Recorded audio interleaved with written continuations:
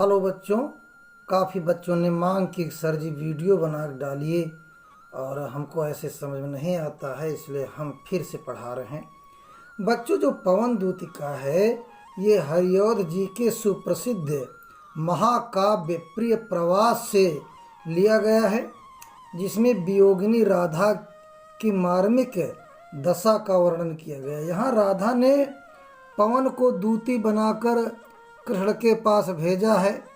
इसमें एक और राधा के उदात्त चरित्र की झांकी मिलती है, तो दूसरी ओर कृष्ण के समीप अपनी विरहावस्था को प्रकट करने के लिए सटीक उपमान विधानों का चित्रण अनुपम है।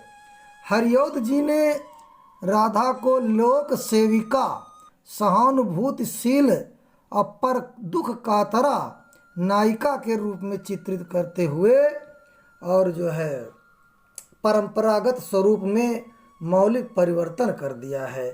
केवल राधा जी कृष्ण से ही प्रेम नहीं करती हैं, वो जो है लोक सेविका के रूप में यहाँ पर हरिऔध जी ने प्रस्तुत किया कि वो संसार का कितना ध्यान रखते हैं।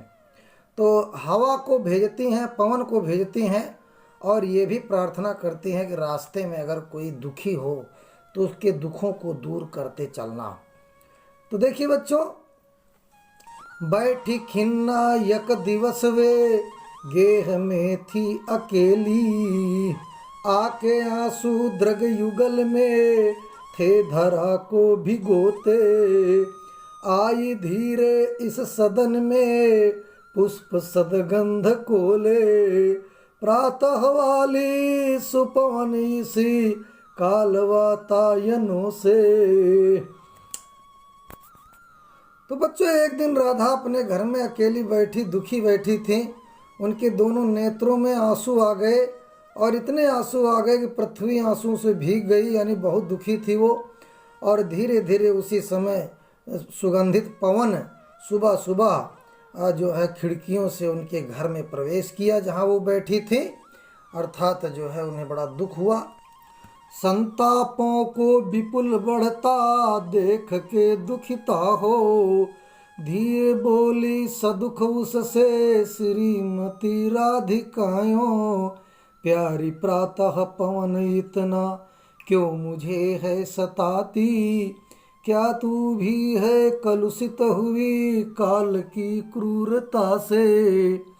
तो बच्चों, यहाँ राधा पवन से कहते हैं कि जो है कि प्रातःकालीन पवन, तू क्यों मुझे इस प्रकार सता रही है?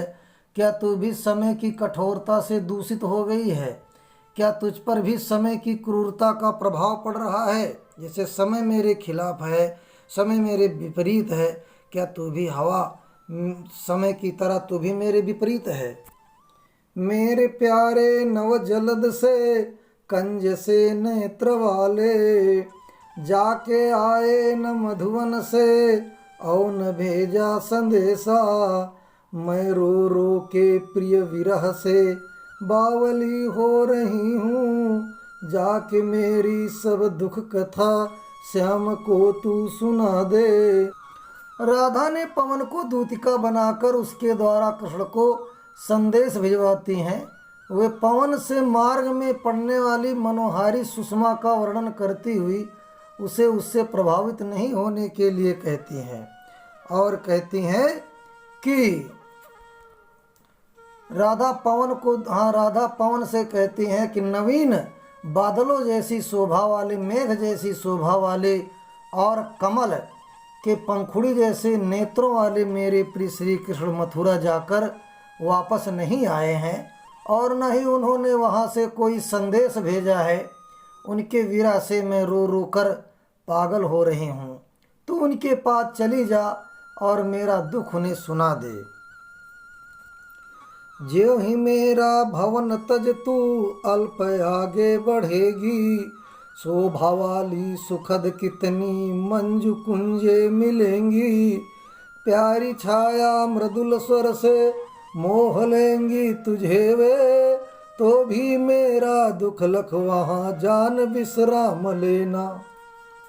राधा पवन दूतिका से कहते हैं कि जैसे ही मेरा घर त्याग कर तू थोड़ा सा आगे बढ़ेगी तुझे अत्यंत सुंदर तथा सुख देने वाली अनेक कुंज माने बगिया कुंजे दिखाई देंगी। उनकी छाया बड़ी ठंडी तथा आकर्षित है।